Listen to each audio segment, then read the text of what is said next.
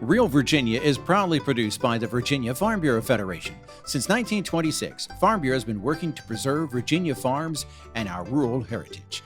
Visit our website at vafb.com. Hello, everyone, and welcome to Real Virginia, a show about Virginia agriculture and the people who produce the wonderful local products we enjoy. Brought to you by the Virginia Farm Bureau. Anyone trying to build a house or take on even a small home project can tell you lumber prices are through the roof. Want to grow your own grapes? Virginia Cooperative Extension can show you how. And we visit scenic Giles County for our regular county agricultural close-up.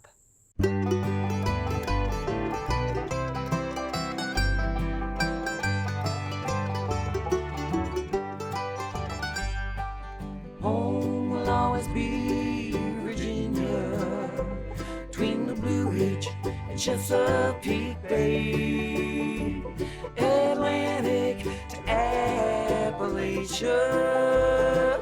home in my heart always.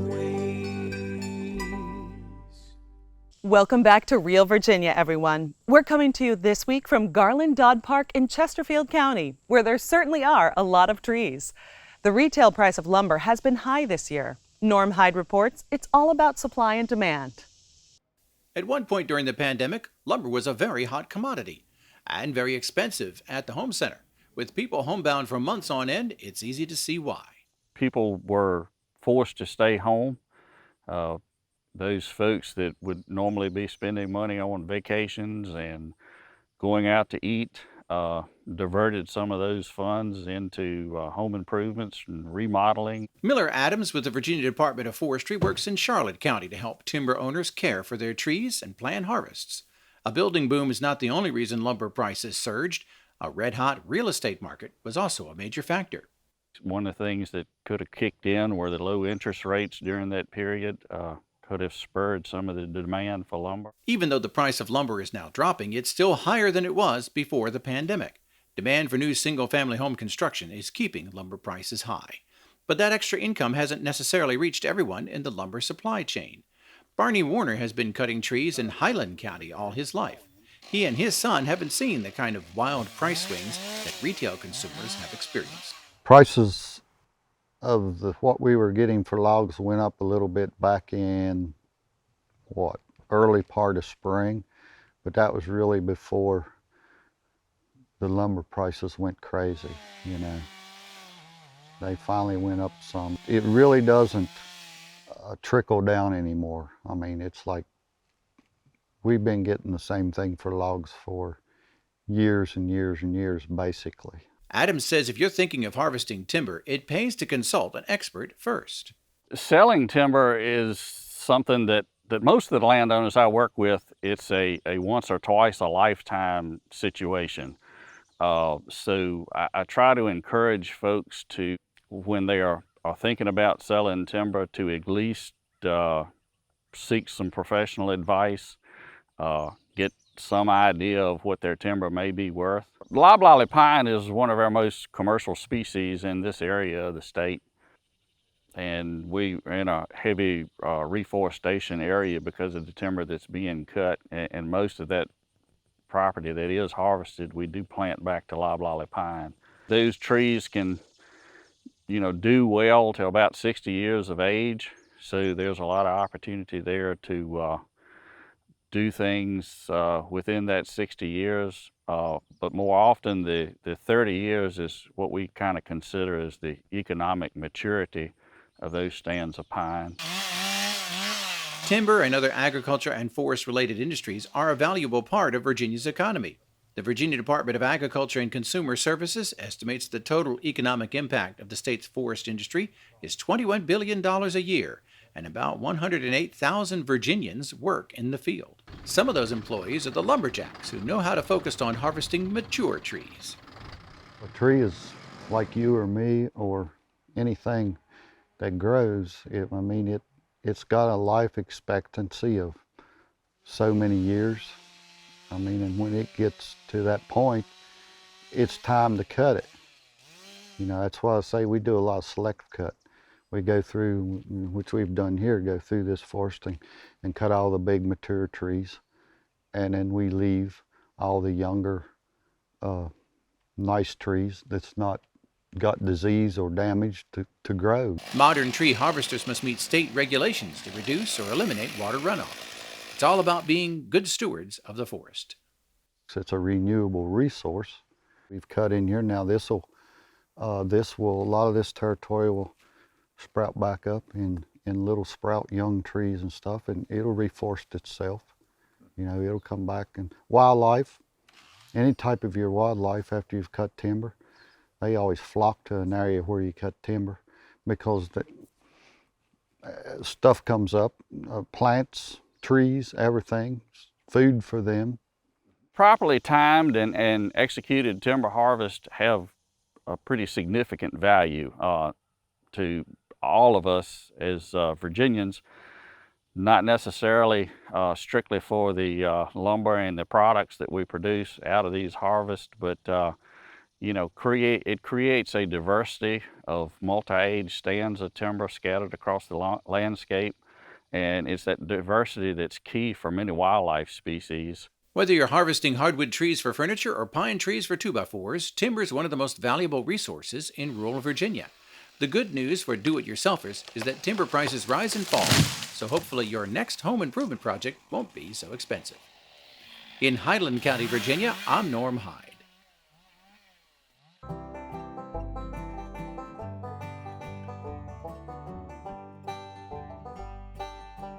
The forest industry is so important to Virginia's economy that a state cost share program offers landowners assistance for replacing harvested trees. Given the high population densities in northern Virginia and the presence of national parks in the western part of the state, more timber is harvested in the southern part of Virginia than anywhere else.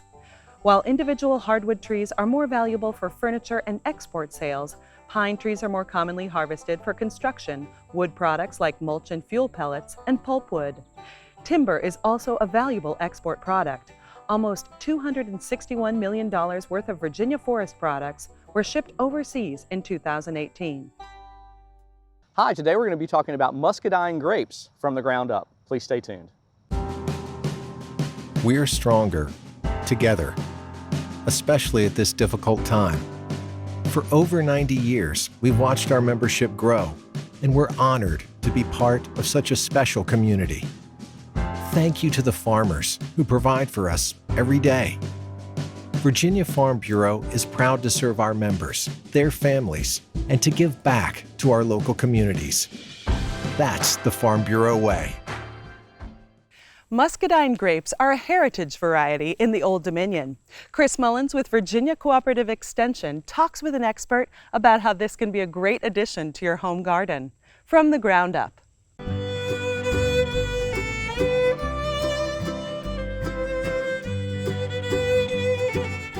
Well, hello and welcome. Today we're at Virginia State University's Randolph Farm. We're here with Dr. Reza Rafi. Dr. Rafi is a professor here and works with farmers all around the state. And one of the things that you work on, Reza, are grapes. And we're going to be talking about muscadines today.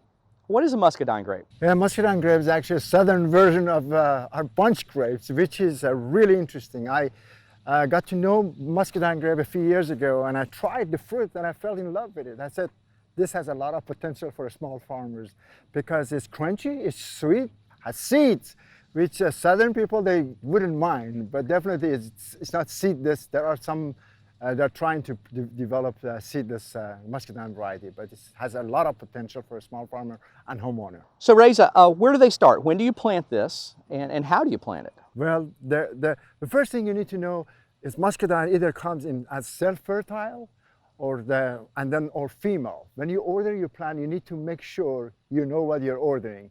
There are a list of different types, whether they are self-fertile or female. So you make sure if you order a female, you make sure you order another one which is self-fertile, so it provides pollination for the female plants. So do you do any pruning on this? Yes, we do pruning. And Chris, if you hold this, I'm going to go ahead and show a little bit of pruning. So what we need to do with muscadine, we need to have the longest stem.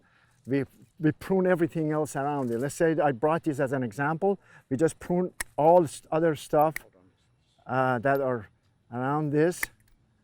And then we just maintain the one stem.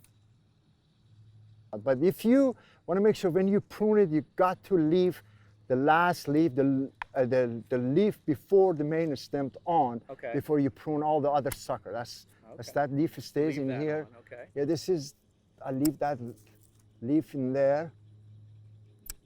So this would be my longest stem. Okay. That's what we plant in the field. So that's hard for people to prune that much off, but that's the way it needs to be done. That's right? exactly, because you want to make sure that this plant reaches up to upper part of the trellises before you create the cordon. So Reza, now that you've pruned it, it's in the ground. I've noticed you're using some type of little tube here. Why do you do that? Yeah, this is actually to protect against insects, Japanese beetle, deers, and it provides a microclimate for the plant to grow faster and get taller very quickly, yes. And so speaking of this trellis, you've got a wire here at about 2 feet. Yes. That's, these are planted pretty far apart. You've got a wire that they trellis up on. Then you'll put another wire up here, is that what you're Yeah, there is a chin up, you have another wire in here, and then what you do, that would be for the cordon. You develop that for the cordon. The lower wire is usually used for the irrigation. Okay, so that's an interesting trellis system, and I know there's a farm close by that's got a different trellis system.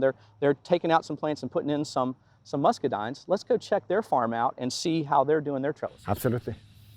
Well, Reza, we're at Crossroads Farm. It's a suburban farm, and so there's a little bit of background noise from construction and things like that, and so we apologize for the noise. But this is a trellis system that's a little different that you had. This was for blackberries. It was for blackberry, yes. So how are you going to use it for the muscadine? So this is actually, because to set up a new trellis is expensive, and I want to take advantage of an old trellises for blackberry. So this plant has reached, this is a muscadine plant, has reached the proper height, and then when it reached the proper height, I tip prune it. I remove the tip, the meristem part, and doing that, it stimulates the lateral.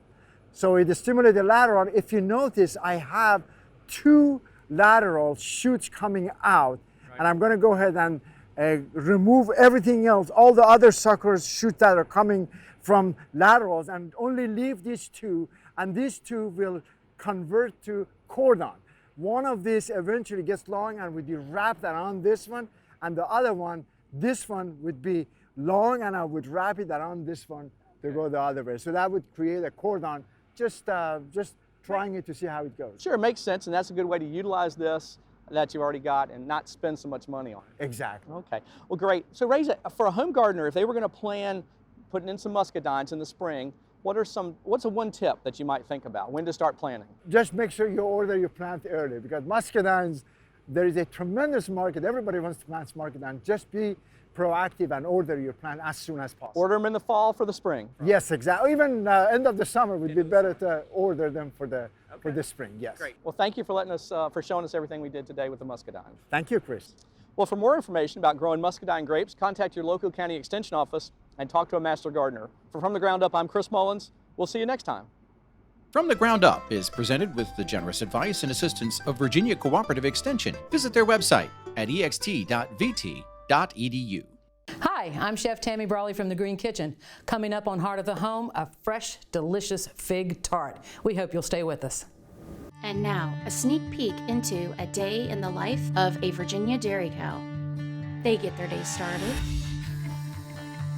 They have some lunch. Get some exercise. Spend time with their friends. And then end their day with dairy sweet dreams. Real dairy, real life, real delicious. Figs are not as well known as other Virginia fruits. Chef Tammy Brawley says they taste great in a tart, in the heart of the home.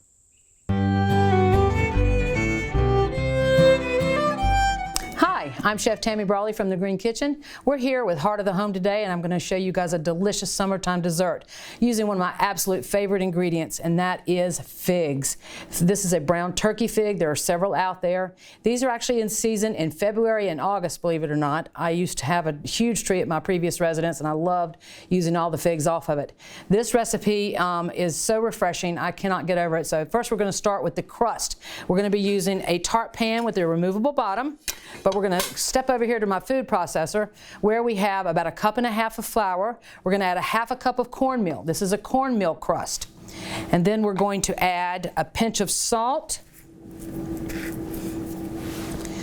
And we're going to actually add some chopped rosemary. Yes, rosemary, a savory ingredient with a sweet dessert. You'll be so pleasantly surprised at this.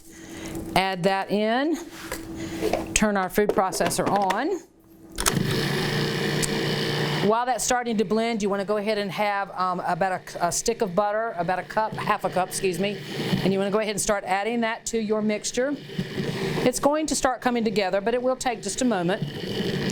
And we're also going to be adding some ice water to that.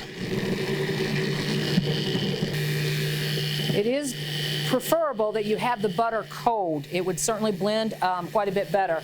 I would have it waited in the fridge before you mix this up.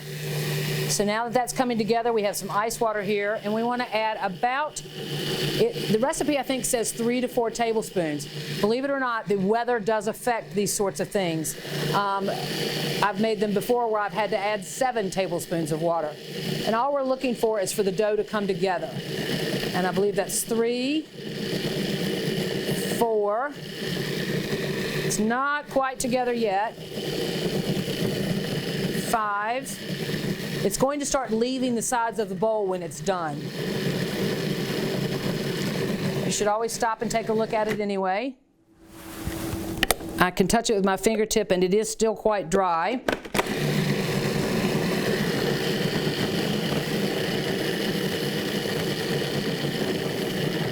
Now I know a lot of people like to measure, but really you can take a look at it. You can see it starting to leave the sides of the bowl, so that means it's nice and fresh. Should be just about ready. Yep, there it goes. We're going to turn that off. Then you're going to come back to your tart pan again with the removable bottom. You want to get it in there and you want to start pressing it down. You want to have your oven on a pre-bake of, I believe it says 400 degrees in your recipe. And all you want to do is push it down and push it up the sides of your tart pan. Once you get it out to the sides, then you kind of want to give yourself a little bit of a well, so to speak. And you want to get in here with your fingertips and start pushing up the sides, as you see I'm doing. And first we want to let this chill in the refrigerator for about 1/2 hour. If you want to cut that time in half, go to the freezer for about 15 minutes. You want it somewhat firm while your oven is preheating. While that's in the freezer, we're going to make a delicious filling to go into the middle of it. What we have here in our bowl already is a little bit of lime zest and a little bit of a tablespoon or so of sugar. We're going to add about 2/3 or 1/3 of a cup of sour cream. Now, the recipe is going to call for mascarpone cheese. Mascarpone is basically a highly whipped cream cheese. If you can't find it in this grocery store, go ahead and just use cream cheese. That's fine. You want it a little soft. I personally prefer the mascarpone because I feel like it gives it more of a rich flavor. And we want to finish zesting our lemon. We want about a teaspoon and a half or so of lemon zest. All right, get all that nice outer skin off of that. Now we can start to mix it up with our spatula. And now that I see how soft this is, I'm actually going to choose not to use the mixer for it. If it was more firm, if the mascarpone or cream cheese hasn't been sitting out, it might be a little too firm to come together. Then in that case, you would want to maybe run a hand mixer through it. But this actually looks pretty perfect, so I don't believe we're going to need the mixer for this. All right, so our delicious crust of flour, cornmeal, rosemary, and a little sugar was in the freezer for about 15 minutes, and then we popped it into a 400-degree oven for about 1/2 hour. You want it nice and light and brown, and now we're ready for our filling. And we're going to put that into the middle of our tart pan, or the middle of our tart shell. This is a cold dessert. There's no more baking for this. We're going to spread the filling around.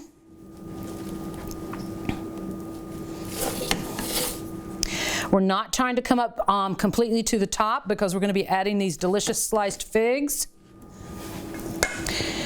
Somewhat decoratively, you want to just sort of place them around. If we need more figs to slice, we certainly have those. I have gone out to my tree before and popped them right off the branches and eaten them in the hot sun. It is just nothing more satisfying, to be quite honest, except for maybe a tomato. And then we have just a little bit of a finishing touch. We have warmed up some agave here on our stove, just a little low, not very high at all. Just want it nice and warm. We're going to take a basting brush, take our agave. You can use honey, it doesn't have to be the agave. Brush this right over the top. You're looking to give it just a nice sort of shimmer, a glaze of some sort. And there you have it, a nice, delicious, refreshing summer dessert using fresh figs that are usually in harvest in August. I'm Tammy Brawley with The Green Kitchen. We hope you'll join us next time on Heart of the Home. Recipes from the Heart of the Home can be found on the Virginia Farm Bureau website at vafb.com/recipes, as well as on Chef Tammy Brawley's website at greenkitchenrichmond.com.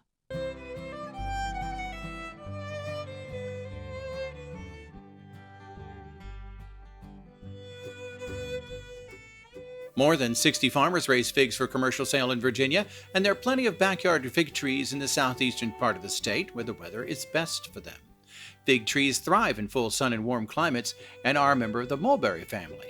They do not do well in colder climates and must be protected from hard freezes. Some gardeners love figs enough they plant them in movable pots and bring them indoors during winter months. Full-size fig trees are best planted in late fall or early spring, and gardeners should plant them as much as 15 feet apart. In this week's County Agricultural Close-Up, we take a trip to the mountains of Southwest Virginia. Burke Moeller reports that farmers here are experiencing some of the same growing pains as their eastern neighbors. Located in the Appalachian Mountains along the West Virginia border, Giles County is remote and people like it that way. But it's also close to Blacksburg, so groceries and other necessities are only a short drive away. In fact, Blacksburg and Virginia Tech have a palpable presence throughout Giles County.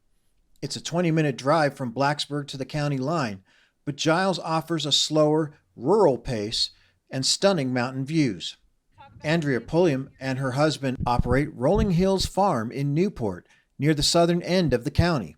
They raise cattle and cultivate hay, and she also nurtures horses as a sort of halfway stop between an animal hospital and a return to their owner's home. Horses that just need a little bit more of some TLC that an owner might not be able to offer, but they don't exactly need to be at the hospital anymore. So they'll come here for a layup or recovery and rehab. Mark Givens and his son raise cattle on 750 acres, on top of the 750 acres that they rent. That's plenty of room for their 200 head of beef cattle and their calves. His family has been farming in Giles County for a little more than a century, and he knows agriculture won't be the same when his son takes over. I see it changing a whole lot. As Virginia Tech grows, there'll be less and less land to farm, and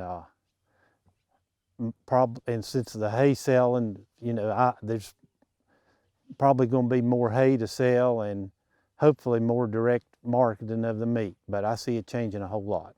Giles County has a total of 389 farms, spread out over 65,387 acres. The market value of all agricultural products is $9,675,000. This is cattle country. Livestock sales total $8,346,000 a year, with cattle and calves bringing in $8,101,000 of that. Crop production generates a total of $1,329,000, with hay leading the way at $915,000. Grains bring in $134,000, while fruit sales account for $114,000. Giles County may be known for its cattle production now, but horticulture is becoming more popular. Ron Holden sees more demand for his products in the years ahead. Increasingly, people are appreciating local food and trying to source local food. So this business, so far as we're concerned, is a growing operation. And I think the future is bright for small farmers in Giles that wants to get into vegetable production. Holden is experimenting with succulents and even a hydroponic strawberry garden in his local foods operation. Our population base, I think, is starting to grow in Giles, and it's primarily by people moving into the county, sort of Giles becoming a bedroom community to Montgomery County and Virginia Tech. Blacksburg's pretty saturated, and anybody that wants a taste of country life has either got to head to Floyd or head to Giles. Giles County residents also enjoy canoeing, rafting, and other water activities along the New River Water Trail, or checking out Mill Creek Falls. Agro-tourism is also an important part of the county's farm economy. Doe Creek Farm is on the National Register of Historic Places, and there's a livestock and a pick-your-own apple orchard, as well as a farm barn that's been converted to host weddings and other large gatherings. Owner Georgia Haverty hasn't stopped there. We opened a restaurant in what used to be a sheep barn that we had, and that's called the Bad Apple. So we're working on increasing our trade in that area too. So that's just one more diversification that we've got on the property. Jesse and Debbie Rings started planting grapes for their vineyard in 2006. He was born and raised in Giles County. The couple met at the University of Virginia and spent 20 years on the West Coast before moving back east. They now specialize in Pinot Noir and Riesling blends. They are unusual in Virginia for a number of viticulture reasons that I won't go into. But the experts will tell you, don't grow those grapes in Virginia. Well, we do. And we're actually quite happy with the results that we're getting. The couple has a Virginia farm winery and under state law can sell direct to the consumer. Even since coming back to Giles County in the last 15 years, they've seen new development coming to the area. But we're seeing other types of agricultural come in.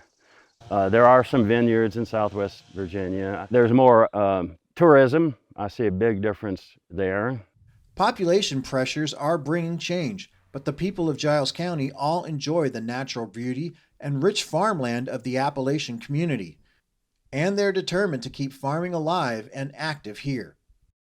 In Giles County, Virginia, I'm Burke Moeller reporting. We're so glad you could join us this week to celebrate all the bounty Virginia has to offer. From the kitchen, to your home and garden, to our beautiful wide open spaces, we are proud to say that this is Real Virginia. For everyone from the Virginia Farm Bureau, thanks for watching. Make it a great week.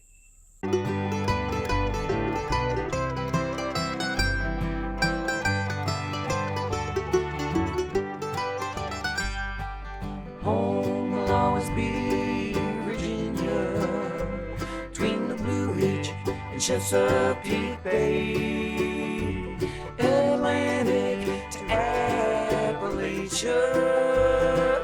Home in my heart, oh.